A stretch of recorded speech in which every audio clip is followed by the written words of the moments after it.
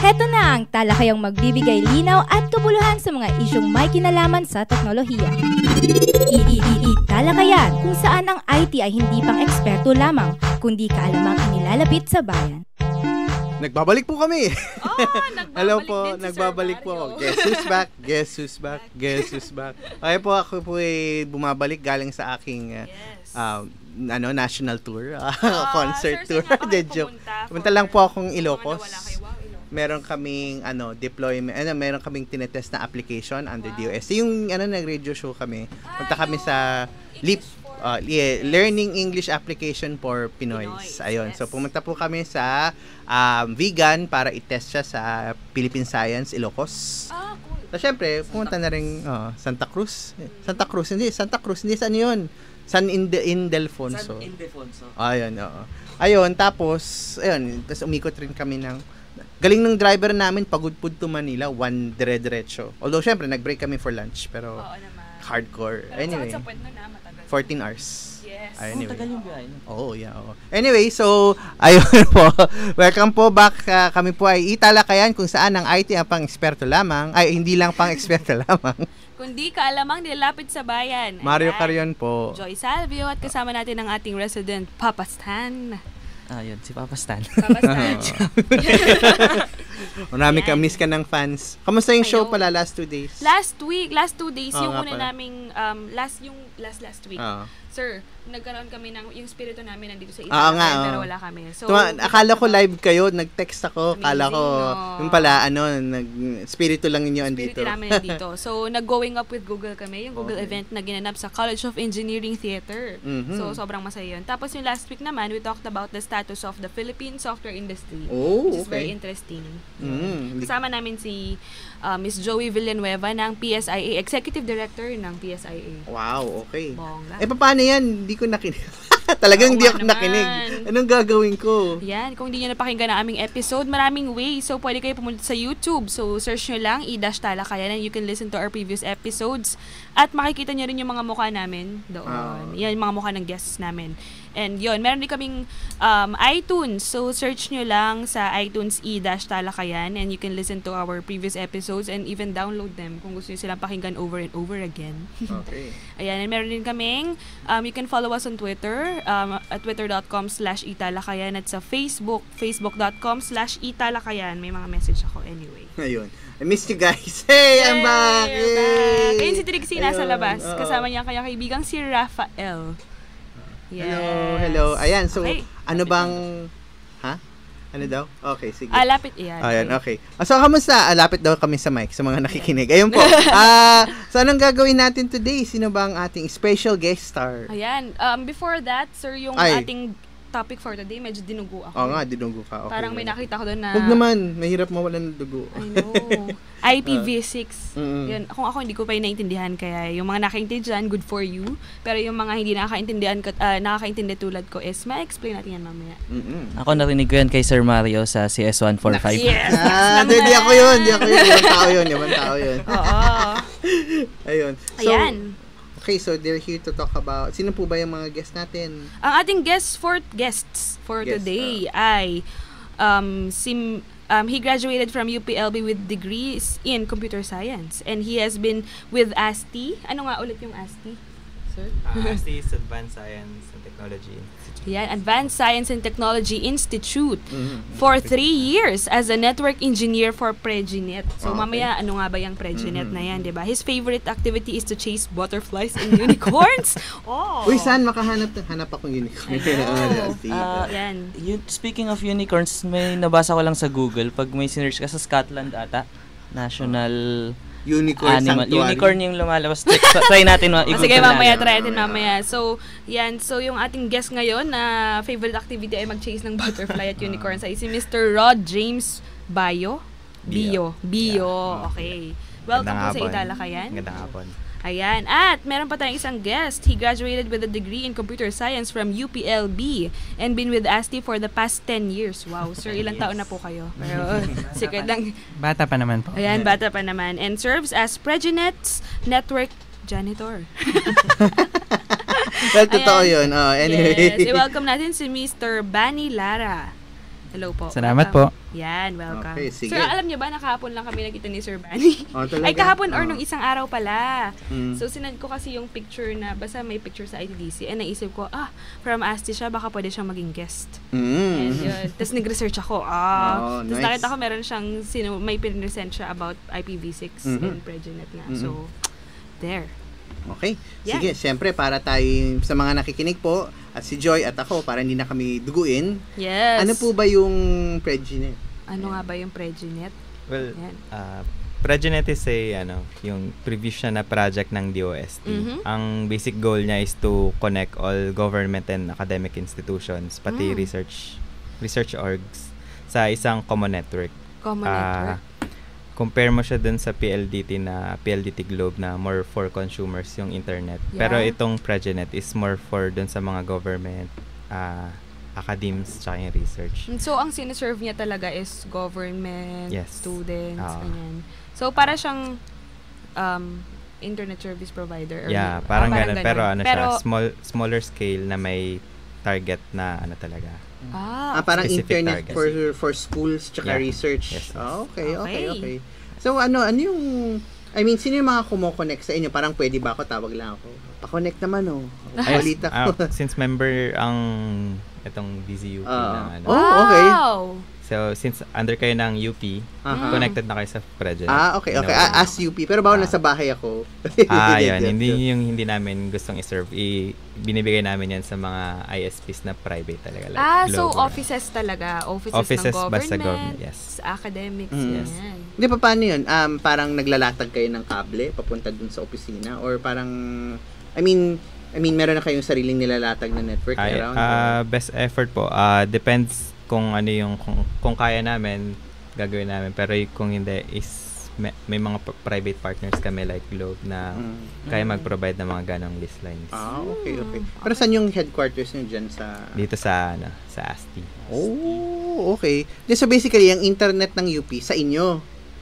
Yeah. Kailangan masahe. Kaibigan sila. Kailangan namin kaibiganin kayo. Oo. Ayun, okay. So, siyempre, tanong ko lang, so kung galing sa inyo yung internet namin, sino yung saan kayo kumoconnect palabas? Ayun, yung para mag-provide ng is marami rin kaming partners sa labas.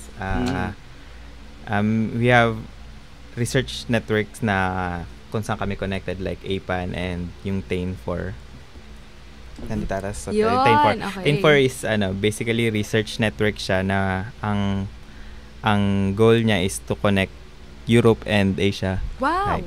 Kasi iba kasi yung latency pag dumaan ka or iba yung speed or yung exclusivity na makukuha mo kung meron kang sariling fiber or sariling network na nagko-connect sa dalawang continent. Okay. Yung APA naman, basically, TAIN din siya pero more on Asia Pacific na.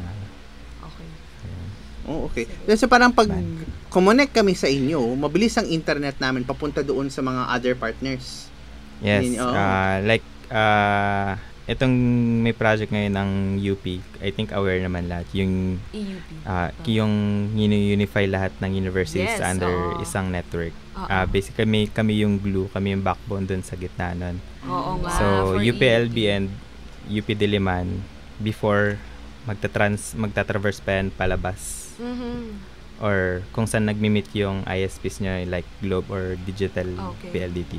Punta pa Hong Kong. Ngayon, local na lang siya within the Philippines. Okay, so mas mabilis na mag-connect ang Diliman sa LB or sa iba pang CUs. Yes, dahil yun sa yung Preginet. yun yung goal na. Wow, okay. So parang highway kayo kasi syempre galing akong norte, no. Naman. Parang ang pagkakaiba ng Preginet sa regular network, parang dadaan ako ng ng Marcos Highway, yung yung Maharlika ba yun? Basta yung MacArthur Highway versus SCTEX kasi solid lang, walang ibang kalaban pag ko-connect kaming parang service road versus expressway. Yun pala yun. Kami yung service road. Kayo Joke lang. Joke lang. Okay, sige. Kasi pero totoo lumalabas pa ba ko-connect kaming sa Los Baños, lalabas pa ng Hong Kong. At the moment. At the moment. Ngayon hindi na. Yun yung status I think mga 3 years ago. So, Kaya naka-Preginet mabagal, na. Ngayon, Preginet 3 na. to 5 years ago. Naks. Oo, okay. Sige. Ano pa? So, sino-sino ba yung mga, siyempre, so alam na natin, UP, UPLB, ano pa yung mga ibang mga nakakonect sa inyo? Well, ngayon sa Pregenet, government agencies like kung alam niyo yung National Computer Center, ito lang sa may CP Garcia. Okay. Yes.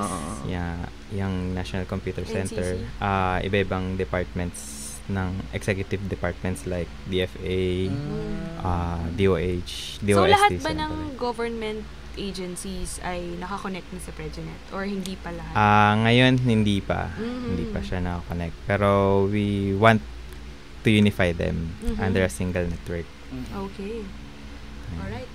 Teka wala, tinitignan. Sa booth po, tinitignan nila yung Pregenet network. Mamaya titignan natin, mamaya explain natin. Yes. So parang halagang high speed sa inyo and connecting these institutions. Parang, for example, I think pag nasa UP network ka, nag-download ako ng installer ng Linux from another university. I think I think Tokyo University yun or something. Pero anyway, ang bilis. Parang lumuwa yung mata ko na parang isang buong CD natapos na ng 10 minuto. Wow. 600 meg mga ganun. Ano yung speed? Yun lang. Ilang dial up po ba? Let's say, ko-connect ako sa ibang member like let's say UPLB for example, tayo tsaka UPLB, mga gaano kabilis po yung network po ninyo? Basically yung connection ni UP papuntang ASTI ay ngayon ang nasa-serve namin is nasa 1 gig yung capacity. 1 gig per second? Wow. Yan. Yan yung provide ng UPCC and ni ASTI. Okay.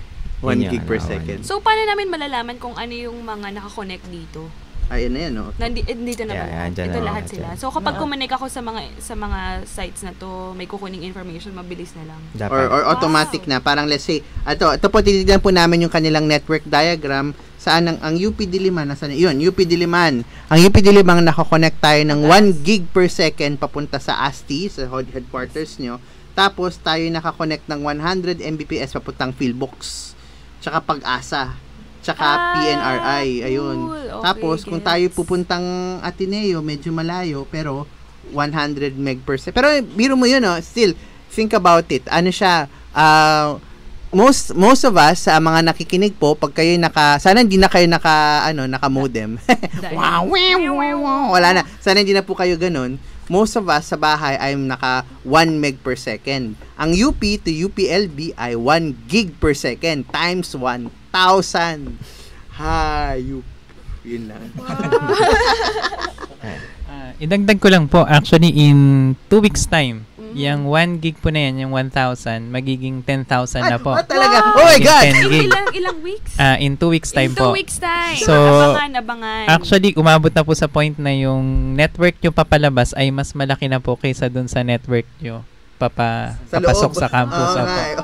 So, mas mabilis na lumabas kasi usually, pag nag-i-internet ka, yung palabas yung pinakamabagal. So, mas mabilis na ngayon lumabas ng UP kaysa sa loob ng UP mismo. Teka lang, hinga lang po. Ngayon ko lang nalalaman ng mga to. So, sa mga estudyante ng UP dyan, so magandang information to sa ating lahat. Oo. Yan. So, ano yun? Yung sa DILNet yun? In DILNet kasi internal within UP yun eh. Sila yung palabas natin. So, DILNet ko connect sa kanila. So, pupunta ako sa itong mga ibang mga lugar na to, yun nga, na UP, National Computer Center, UP Manila, ganun nakabilis para lumabas.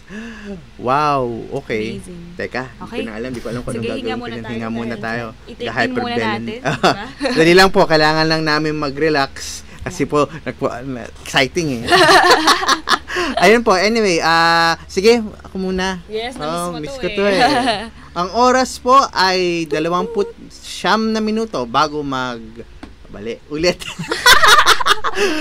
Ang oras po ay 29 na minuto, makalipas po ang 1:00 ng hapon. Kami po ay DZUP sa dulong pigitan ng AM Radio. Kasapi kami ng KBP o Kapisanan ng mga Broadcaster ng Pilipinas. Ayan po, sa DCUP 1602, kasali ka. Sabay-sabay po tayo sa kasali ka. Okay. Tapos Okay. turo sa Tas tingin camera. sa camera. Yeah. Sa DCUP 1602, kasali ka!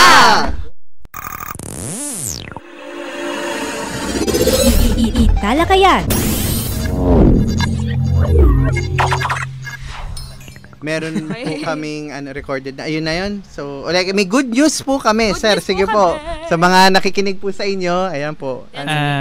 Okay, actually na-convince namin si Google na maglagay ng YouTube na servers sa loob ng Pregenet. Ang benefit po nito, since malaki yung link nyo papunta sa amin, yung sabi nating 10,000, any YouTube traffic na pinapanood po sa loob ng UP Diliman, on-net na po yan. Sa loob na lang ng network yan. Hindi na po dapat lumalabas. So, hindi nakasama ang buong mundo. Oo. Parang Within ganun po. UP lang. So, dapat mas mabilis po supposedly ang pagpapanood nyo ng YouTube videos. So, wala na. Kaya pala allowed ng YouTube. Okay. Oo nga eh. Lately, Dati wala Ano ba? siya may parang... may time restriction ng YouTube eh. After work lang eh. Oo. Kaya pala ngayon, meron na ring YouTube. Yay. So- Good news for everyone. So, na naman, papaano na, mag-hyperventilate na naman ako. At dahil dyan, manood na kayo ng Italakayan sa YouTube. Nasa YouTube po kami. Ayun. Yes. So basically, last na, before we move on to other things, syempre, nako. So basically, kung manonood ako ng YouTube at yung video na yon ay nakastore sa inyo, di mapapanood ko siya sa bilis na, sa hinayupak na bilis na 10,000 megabits per second. 10,000 times faster than yung regular na Dapat. DSL. Dapat. Yun ay kung nasa loob po kayo ng isang UP building na ang network equipment ay bago. Okay. Kasi sa pag-uusap namin sa UPCC, marami po palang building sa loob ng UP Na na 100 nasa lang. 100 pa ang Oo. equipment po nila. Okay. Okay. Check niyo yan. Pero kahit na, So, I mean, sa office mukhang... sumukha sa inyo. Okay. Konti. Pero di, 100 times faster than DSL pa rin sa inyo. Kahit Yes. na. Kita mo yun? Kahit Yung gray na yun.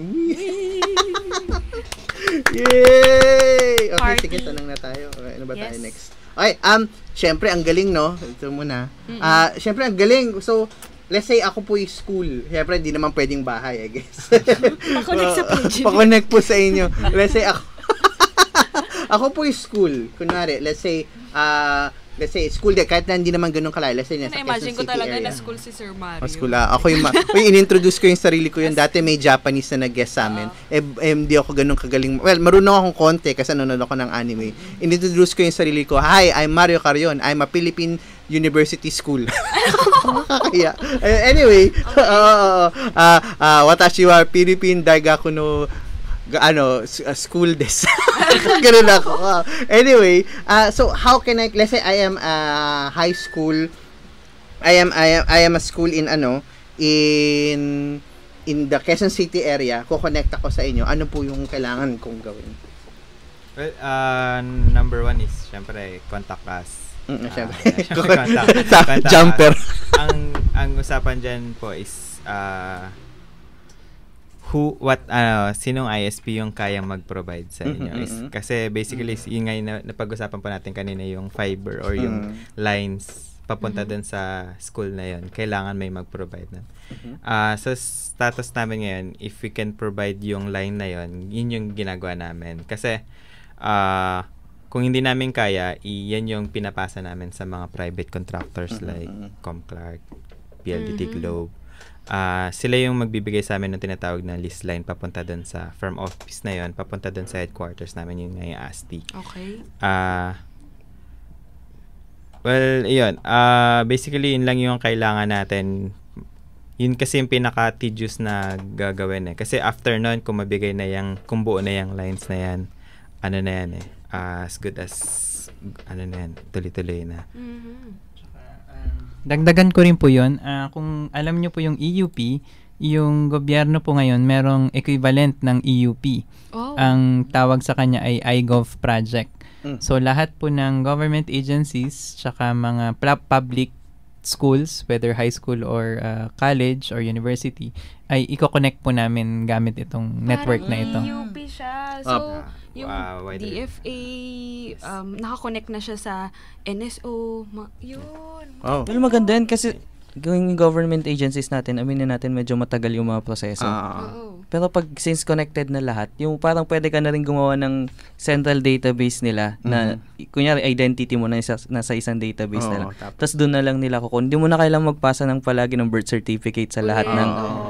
Kumbaga parang kung mag-a-apply ka ng passport, nakakonect na sila sa NSO, so pwede na nilang kunin na lang doon. Tapos, wow, amazing. So, hindi ka na mag-request pa ng, sasendan ka ng birth certificate, ganyan. Tapos, saka ka mag-a-apply sa DFA.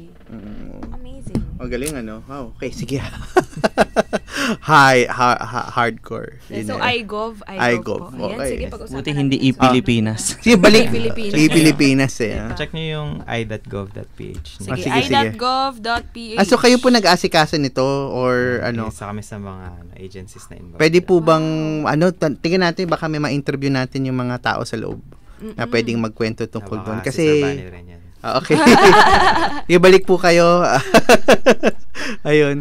Sige po. So, ang next topic natin po kasi, we're going to talk about IPv6. Oo. Ano nga ba yun? Yung hindi ko maintindihan. Ayun po. Okay. So, ano po ba yung IPv6 na yan? Okay. IPv6 is, basically yung mga devices nyo na nagko-connect sa network or sa internet. Meron niyang unique address, yung IP address, yun yung tawag sa kanya. Mula nung 1990s, early 1990s, ang ginagamit dyan na format is yung IPv4. Ang weakness ng IPv4, meron lang siyang limit na around 4 billion plus. Yun lang yung number of, kasi ilang bits? 32 bits. 32 bits, so 2 raised to 32 is 4 billion. So, theoretically, hanggang 4 billion lang na unique devices yung makakonect dapat sa internet. Si IPv6, tinatry niya isolve yung exhaustion na yon by dahil nilawakan niya yung range ng address from 32 naging 128. So from 2 raised to 32 naging 2 raised to 128. Okay, ilan yun? Yun yung hindi pa rin masabi ngayon. Okay, pero yun, i-plug nyo sa Google yung 2 raised to 32. Yun yung number ng unique address na makukuha nyo using yung IPv6. May nagkwento sa akin mas marami daw na addresses ngayon na pwede sa internet dahil doon na mas marami pang IP address bawat tao kaysa sa buhangin sa dagat. Yes. Yes, ganoon lang Oo. Kala ko nag-exage sila. Hindi, totoo. Baka yumao na tayo, meron pa rin mga available na IP addresses para sa mga. Amazing. Okay, wow, ang laki. Ano ba nakita ko? Ayun, sige, root 2 raised to 100, 128. Yun! Okay, ano yan? 4 billion yan. Sorry po sa mga nakikinig po, kami nag-google. Pwede ka pala mag-compute. Pag nag-type ka ng 1 plus 1 sa Google, may lalabas na calculator. Yes. Okay, 2 to the 2. Wow. So basically, ang number of IP addresses available ngayon kung IPv6 na ay 3, tapos merong 38 na 0 pagkatapos. Amazing. Yumao na tayo. Meron pang available. Yes. Wow. Dagdag ko lang kasi isa pa dun sa sinusolve ni IPv6. Isa din sa tinatry niya isolve. Kasi ang basic objective ni internet nun is peer-to-peer na connection, di ba? Parang hindi ka lang basta subscriber, you also a provider. Parang may content ka, pwede mo siyang i-provide. Ang nangyari ngayon is, yung mga ISPs, yung mga consumers, yung mga end users, basically nagiging subscriber na lang sila. Wala silang capability na mag-provide using yung simpleng cellphone nila sa bahay. Dahil nga na-break ng IPv4 or dun sa mga ginawa para lang ma-mitigate yung exhaustion, na-break nun yung peer-to-peer na objective ni internet dati. So ngayon, since magkakaroon ka ng publicly unique IPv6 address mo, kaya ka na ma-view ng kahit sinong nakakonect sa isang IPv6 network, kahit nasan pa siyang parte ng mundo. So, pwede ka nang mag-publish? Yeah, kung kunwari, let's say, gusto mong yung cellphone or yung laptop mo may web server ka dyan, tas may application kang gusto i-try. Kung connected ka sa IPv6, pwede na ma-view ng kahit sinong nakakonect sa IPv6. Okay, so kahit let's say, bawa yung phone ko, na kinonect ko sa, sa 3G, tas meron akong file doon na gusto kong i-share sa kaibigan ko sa US, pwede kong i-text sa kanya yung address ko, tas makikita na niya. Amazing! Okay, Amazing. Okay, so wala. Make your own web page at home. Parang ganun. Yes. Parang astig nun kasi ngayon sa mga, lalo na sa mga small companies, sa mga startup, bumibili pa ng mga server outside. Kung may kuha na lang sila ng IPv6 tapos nila dun sa machines nila na sa kanila. Pwede na silang may sarili na silang server. Ako bilang layperson, paano ka makaka-connect doon? Paano mo yun makukuha yung IPv6? May kailangan ba po kaming bilhin? Ganun. Isang challenge sa mga network engineers para sa pagdating sa IPv6 is dapat maging transparent yan dun sa mga end users mo. Okay. So basically, kung nasa bahay ako, tas gusto ko lang mag-Facebook, gusto ko lang mag-Google, hindi ko dapat mapansin yung transition na yun. So dapat transparent ako dun sa nangyayari. Kahit pa V4 or V6 na yung gumagana dun sa devices ko. So, basically, ang pinipreach namin ngayon sa mga ISPs is hindi yan dapat maging obstruction para dun sa mga end users nyo. So, parang siguro one day magigising ka na lang, may V6 ka na pala. Okay. Parang, okay. Parang yan. Okay, ayun. Pero let's say ako yung computer network admin, may mga kailangan bang bilhin na gamit? Or kailangan kong tapon lahat ng computer? O lisensya, tama ka? Baka syempre yung mga lumang devices, like yung mga Windows 3.1, Windows. Grabe. Okay yun Windows 3.1. Meron kasing certain na tinatawag sila marketing na IPv6 enabled or IPv6 ready na devices or softwares. Basically, more ang target is yung software side Kasi hardware is hardware gamit lang yan. Pero yung software na tumatakbo dun sa hardware na yan, dapat yun yung IPv6 ready. So yun yung isang goal dati nung EO executive order na I forgot yung number niya, exact number. Pero basically encourages lahat ng government institutions na ang mga susunod na next round ng budget nila na for IT, puro IPv6 ready na yung bibili nila. Okay, tama na. Meron po tayong question?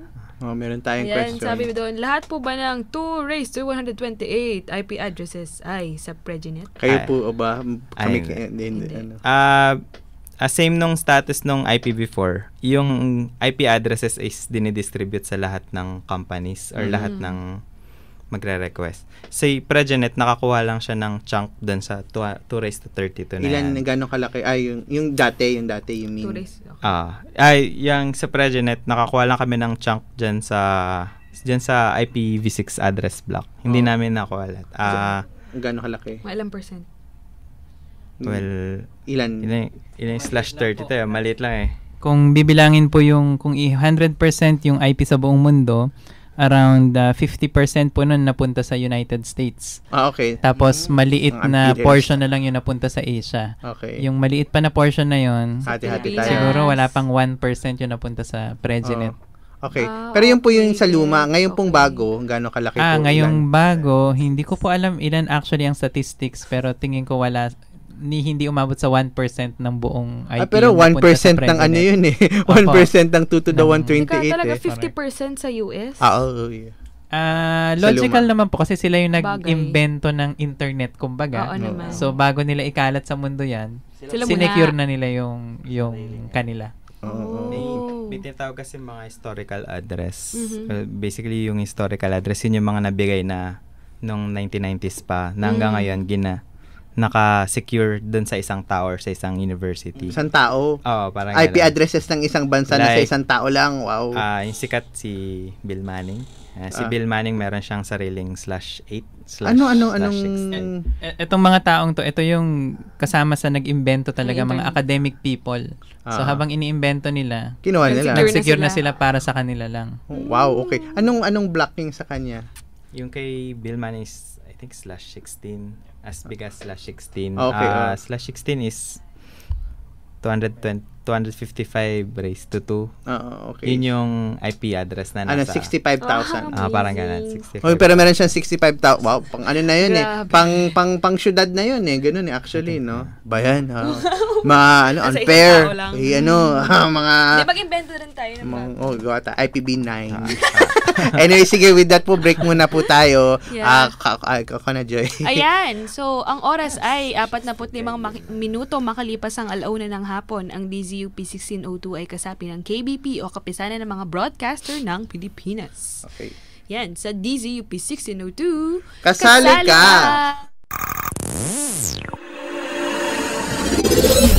Talakayan. Kami nagbabalik at may bagong tao dito sa loob. Andito na si Trixie. Hi! Kaya wala na si Sir Mario. Wala na siya. Sir Mario, kung nasan man kayo. Ayan, okay, so we're back. And pinag-usapan namin ng Prejunet. Kasama natin si Sir Rob. Tsaka, tama po ba? Yeah. Si Sir Rob. Tsaka si Sir Bani. Hello. Sir Rob and Sir Bani. Ayan. So, may pinag-usapan kami kanina habang tayo. Oo nga. So, tinatanong namin, kasi tinatanong sa akin ni Trixie ko yung pinaka-amazing na nalaman ko. Sabi ko, mas mabilis ako magkoconnect sa mga iba na connected sa Prejunet. So, tinanong ko na yung Dealnet ba? So yung Dealnet is connected sa Prejunet. Sabi, oo. Ganon. Tapos yung Dealnet, saan, yung Prejunet, saan nakakonect? At sabi ni Sir, sa Globe. Nakakonect kami ngayon sa Globe tsaka isang hindi ganun kasikat na ISP called Wi-Fi City. Tapos meron din kaming dalawa pang ibang ISP. Yun yung research ISP kumbaga. Yung thing. Kasi sila Globe, sina PLDT, commercial ISP. Okay. Ayun. Follow up doon. Bakit Globe? Sikat ba yung bakit Globe? Hindi. Everything in government is bidded out. So, oo nga pala. Yes. Sila nanalo. Kaya, yun lang actually yung pinaka-rason. Mas cheap sila. Thanks, Globe. Cool. Pero ang EUP ay, anyway. Ang EUP, ang partner niya si PLDT Smart. PLDT Smart. Okay. So, paano yun? Pwede naman yun meron kang parang connectivity sa isa, meron kang connectivity sa pangalawa, parang redundant kumbaga. Yes. Kasi ang mga networks nagda-down din yan So parang down yung isa, meron tayong isa. Good din, good. Okay. So yung follow-up question namin doon, so Dealnet kumo-connect sa Prejunet, yung Prejunet kumo-connect sa Globe and Friends. Tapos, saan sila kumo-connect? Yun ang sunod na tanong. Yung Globe, PLDT, Smart, kumo-connect yan sa labas ng bansa. Okay. Whether sa kunyari si Globe, partners niyan yung mga Singaporeans So, malaking connection nila sa Singapore. Si PLDT, may mga connection din yan sa Hong Kong, sa LA, to get to the other networks there. Okay. So, basically, sa labas ng bansa. Meron ba tayong connection sa Japan? Meron tayong connection sa Japan. Yung isang sinabi kong research connection namin sa Japan papunta yon. Okay. Sila ba pinakamabilis? Hindi naman. That is more or less kasi yung sentro nung research network na kinokonekta namin, nasa Japan yung pinaka-sentro nun So, it's for political reasons. Okay. Political reasons? Okay. So, bakit may capacity na ba tayong gumawa ng sarili natin provider in the Philippines? Meron actually. Through Globe and PLDT, part owner sila ng mga malalaking submarine cables natin palabas ng bansa. Yun yung nire-resell nila sa atin dito sa loob. Resell? Parang meron so, yun yung parang dinidistribute backbone. nila, ganon. Dinidistribute nila pa loob. Okay. I see. Okay. Ano yun? In the future ba, may chance na niya tayong, di natin kailangan kumekta na sa labas. Parang ganon. We can be self-sustaining. I mean, hindi naman. Kasi kung i-ano mo ang internet, bottom line, siya network of networks. Dapat connected kayo lahat. Parang, kayo dito sa EUP, you're connected to the other campuses, and you connect outside. Kung gusto nyo ng content sa labas, kunyari, Facebook, Google, talagang nandun yan sa sa labas. Siguro, isang magandang sagot dun sa tanong mo, kung maganda na talaga ang internet sa Pilipinas, ma-attract natin sina Facebook, sina Microsoft, sina Yahoo. Dito. Mag-set up shop sila dito. Sa ngayon kasi hindi pa masyado nangyayari yung kasi mahal sa Pilipinas. Mahal ang kuryente, mahal ang internet, ang policy ng gobyerno, ang transport system natin. Mga factors yan na tinitignan nila bago sila mag-locate dito. May tanong ako. Yung North Korea, Joy. bakit? Meron ba silang Kasi parang naisip ko kung network of networks, parang ito Pilipinas na kumukonek siya sa labas. Sa North Korea places. kaya? Yung mga ganun. Korea no? meron. From China nga lang yung connection niya. Okay. Siyempre, alay niya. Restricted. Restricted. Yes, yun. So, yun ang tanong ko. Na lang ako. So interesting. Ayun, meron bang parang pinaka-utak kung connected silang lahat? Meron bang parang pinaka-main center of everything? Kung babalikan yung history ng internet, yun. internet is basically decentralized. So walang one major node. Amazing. Parang isipin niyo yung Skynet sa Terminator. Creepy. So Skynet is basically nakakalat sa buong mundo. So parang ganun siya. So kahit pasabugin mo yung Japan, may internet pa rin. Parang ganun. Joke lang pasabugin ng Pilipinas, pasabugin, may internet pa rin. Okay. States, pasabugin, may internet pa rin. Okay. So yun. Amazing. Okay. Hindi ba siya parang dangerous din? Bakit? Kaya hindi nila ma-police ang internet. Ayan, magandang question actually yung centralized at yung mapulis yung internet. Kasi ngayon, merong malaking debate ngayon kasi ang internet nang nagpapatakbo tayo lahat. Lahat tayo users. Yeah. Merong malaking debate ngayon sa United Nations na ang gusto ni UN, mga gobyerno na, o UN ang magpapatakbo through the governments. Pagka nangyari yon, kontrolado na ng gobyerno natin ang internet. That can be good, that can be bad. Depende sa perspective nyo. Okay. So, yun. Nagdedebate sila ngayon kung paano ba patakbuhin ito. That has something to do with privacy? Yep. Correct. So, yung si data nga nila, Oo, our friend Mr. Snowden. May kinalaman ba siya dyan? Wala naman. Yung issue niya, yung issue niya is marami siyang nalalaman at siniwalat niya. Yes, oo. Pero kasi diba yung is yung minomonitor nga ng gobyerno. Yun ang actually ang isang bad kung gobyerno ang magraran.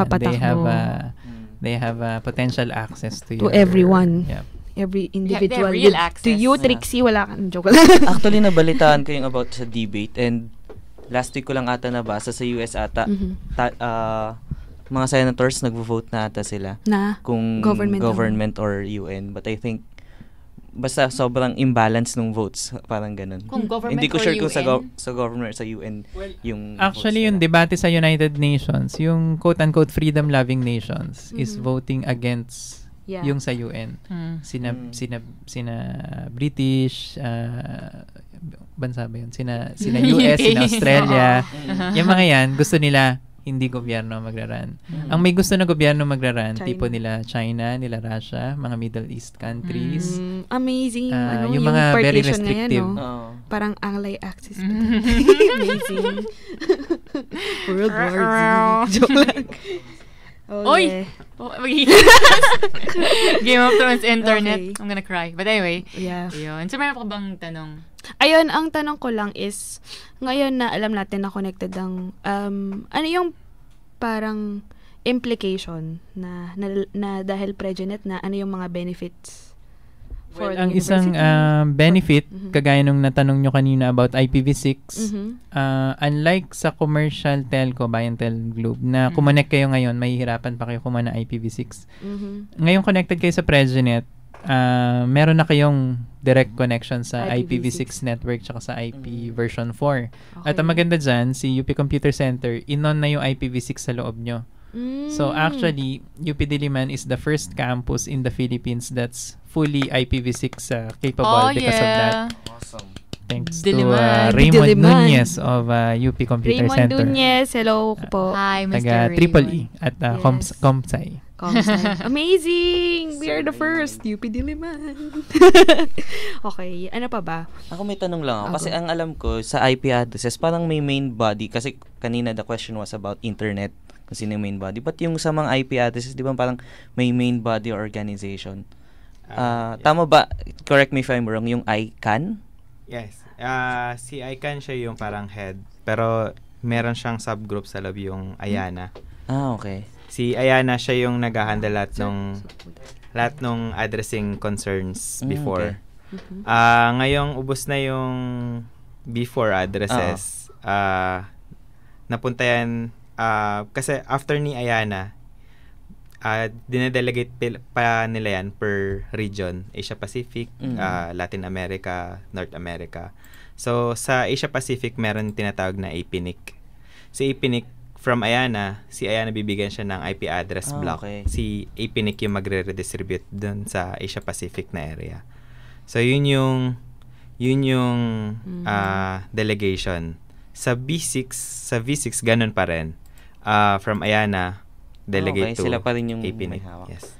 May last question ko. Ano yung IP address ng Philippines? Ayun yung mga anong blocks yung naka-dedicate sa Philippines? Well, medyo hiwa-hiwalay siya eh.